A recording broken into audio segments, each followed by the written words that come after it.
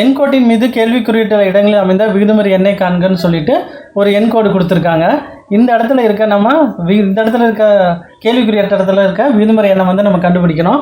அதுக்கு நம்ம என்ன பண்ணுறோன்னா ஒரு கலப்பு பின்னத்தை எழுதிக்கிறோம்.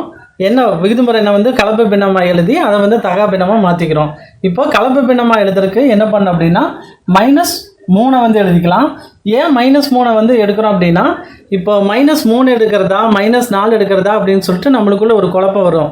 அதை எப்படி சிம்பிளிஃபை பண்ணிக்கலாம் அப்படின்னா, இந்த இடத்துல வர்ற அப்ராக்சிமேட் வேல்யூ வந்து நம்ம கம்பேர் பண்ணி பார்ப்போம்.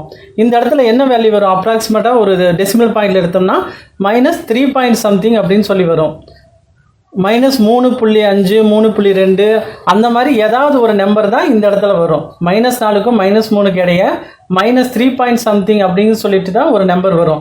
அதனால தான் நம்ம வந்து -3 எடுக்கிறோம். மறுபடியும் சொல்கிறேன், -4 -3 இதில் ரெண்டில் எது எடுக்கிறோன்னு சொல்லிட்டு நம்மளுக்குள்ள ஒரு குழப்பம் வரும். அதுக்கு என்ன பண்ணுறீங்கன்னா, இந்த இடத்துல வர்ற வேல்யூ வந்து அப்ராக்சிமேட்டாக எது வரும் அப்படின்னு சொல்லி நம்ம எடுத்துட்டோம் அப்படின்னா -3 பாயிண்ட் சம்திங்னு வரும். அதனால தான் நம்ம -3 எடுக்கிறோம். அடுத்து வந்து பார்த்திங்கன்னா, பகுதியில் வந்து பார்த்திங்கன்னா மொத்தம் எத்தனை பிரிவாக பிரிச்சுருக்கோம் அப்படின்னு பார்க்கணும். இதை வந்து பார்த்திங்கன்னா -3ங்கிறத 0வை எடுத்துக்கலாம், இதை வந்து 1ன்னு எடுத்துருக்கலாம், இதை வந்து 2ன்னு எடுத்துக்கலாம், இதை வந்து 3ன்னு எடுத்துருக்கலாம். மொத்தம் 3 பிரிவாக பிரிச்சுருக்காங்க. -4யும் -3யும் 3 பிரிவாக பிரிச்சுருக்காங்க. நம்மளுக்கு தேவைப்படுற நம்பர் பார்த்திங்கன்னா இங்கே 0 1 2 ரெண்டாவது பகுதி தான் நம்மளுக்கு தேவைப்படுது. இதை வந்து பார்த்திங்கன்னா இப்போ வந்து கலப்பு பின்னம் கிடச்சிருச்சு. இதை தகா பின்னமாக மாற்றுறதுக்கு இங்கே பெருக்கிக்கிறோம், இங்கே கூட்டிக்கிறோம். அப்போ 3 பெருக்கல் மைனஸ் சிம்பிள் போட்டுருவோம். 3 பெருக்கல் 3 9, 9 கூட்டல் 2 11 வரும். -11/3. இதுதான் நம்மளுக்கு தேவைப்படுற விகிதமுறை எண்.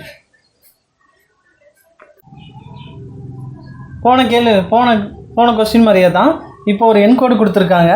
இந்த கேள்விக்குறியிட்ட இடத்துல வர விகிதமுறை எண்ணை வந்து கண்டுபிடிச்சு சொல்லியிருக்காங்க.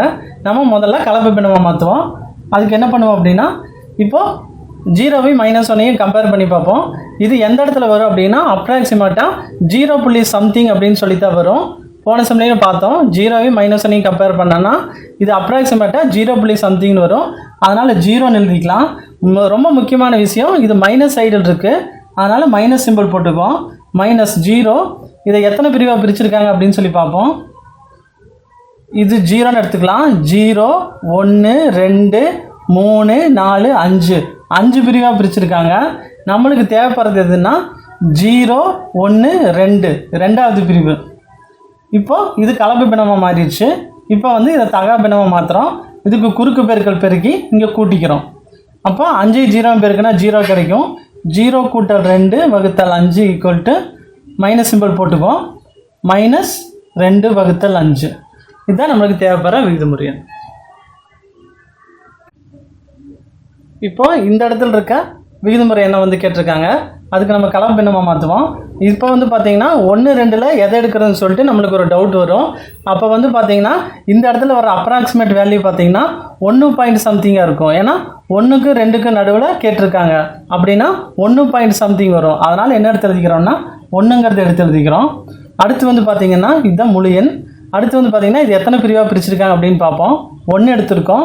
ஸோ 1 0ன்னு எடுத்துக்கலாம். 0 1 2 3 4 மொத்தம் 4 பிரிவாக பிரிச்சுருக்காங்க.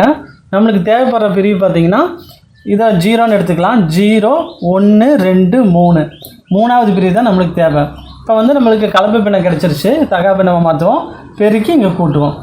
4 பெருக்கல் 1 4 கூட்டல் 3 வகுத்தல் 4 4 கூட்டல் 3 7 7/4. இதுதான் நம்மளுக்கு தேவைப்படுற விகிதமுறை எண்.